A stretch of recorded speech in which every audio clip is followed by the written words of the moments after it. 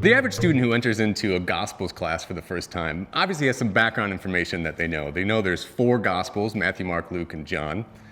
They know a little bit about the story that each of them tells, but as they get into the class and begin to look at the text, questions begin to arise. Why are there 4 Gospels?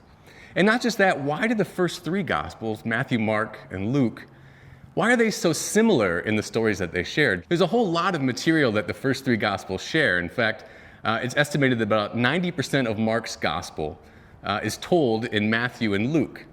And in fact, I think about 60% of Matt's Gospel can be found in the other Gospels and 40% of Luke. And so how do we explain the shared material?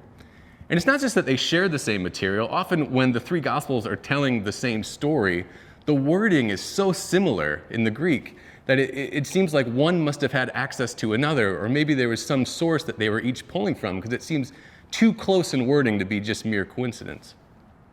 And so it's this question that the student begins to ask: what is the relationship between Matthew, Mark, and Luke that has been labeled the synoptic problem?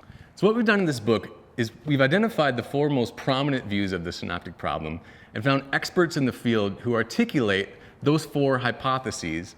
They read each other's work and then they engage each other in a dialogue that is easy to follow along for students and presents an up-to-date articulation of where the current synoptic problem discussion is at.